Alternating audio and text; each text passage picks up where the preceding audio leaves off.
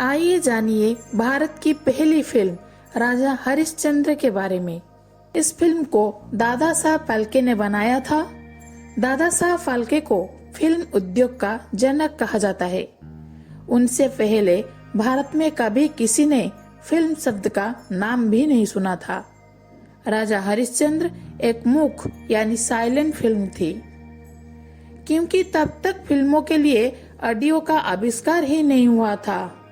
दादा साहब फाल्के को फिल्म बनाने की प्रेरणा 14 अप्रैल 1911 को मिली, जब दादा साहब अपने बड़े भाई बालचंद्र के साथ गिरगांव मुंबई के एक theatre America India theatre film amazing animal देखने के लिए गए। यह वह पहला पल था जब उन्होंने किसी पर्दे पर किसी को चलते हुए देखा था। इस फिल्म को देखने के बाद दादा साहब के बड़े भाई बालचंद्र ने परिवार के सभी सदस्यों, माँ, पिता और पत्नी सभी को इसके बारे में बताया, लेकिन उनके परिवार में किसी को भी उनकी बात पर विश्वास नहीं हो रहा था। इस बात का विश्वास दिलवाने के लिए अगले दिन फाल्के पूरे परिवार के साथ फिल्म देखने के लिए गया। किसी को अपनी आंखों पर विश्वास नहीं हुआ। इस तरह यह सिलसिला चलता रहा और दादा साहब को फिल्मों से प्यार होते चला गया। इसी साल के अंत में ईस्टर के समय जब Dada Saheb theatre film the life of Christ देखने पहुंचे, उन्होंने फिल्म पर्दे पर जीसस को देखा। उनके दिमाग में ख्याल आया कि खास उन्हें फिल्मी पर्दे पर कृष्ण और राम को भी देखने का सौभाग्य मिल जाता।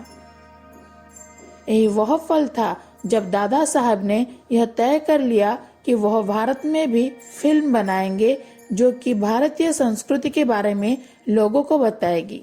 फिल्म कैसे बनाते हैं और इससे संबंधित सभी चीजें खरीद लेने के बाद भी दादा साहब के सामने कई मुश्किलें थीं, जिसमें से सबसे अहम थी फिल्म के लिए कोई प्रोड्यूसर ढूंढना। उस समय कोई भी फिल्मों में पैसा लगाने को तैयार नहीं था। इसका सबसे बड़ा कारण यह था कि तब तक फिल्मों के बारे में बहुत ही कम लोग जानते थे। प्रोड्यूसर को यह समझाने के लिए वह फिल्म बना सकते हैं, इसके लिए दादा साहब के कुछ चुने हुए लोगों के लिए खास मटर के पौधे के विकास की एक फिल्म भी बनाई। यह फिल्म देखने के बाद यशवंत राव नाडकर्णी और नारायण राव देवारे उन्हें लोन देने को तैयार हो गए। दादा साहब फाल्के ने इस फिल्म में अभिनय करने के लिए अखबार में एक इश्तेहार छपवाया, जिसमें उन्होंने फिल्म के लिए कास्ट और क्रू की आवश्यकताएं निकाली। अखबार में विज्ञापन पढ़कर दादा साहब के पास हजारों एप्लीकेशन आ गई, लेकिन उनमें से किसी का भी काम उन्हें पसंद नहीं आया। यह एक मूक फिल्म थी, इसीलिए उन्होंने मुकाबधिर लोगों को भी कास्ट करने के बारे में सोचा, लेकिन बाद में उन्हें यह ख्याल भी छोड़ना पड़ा।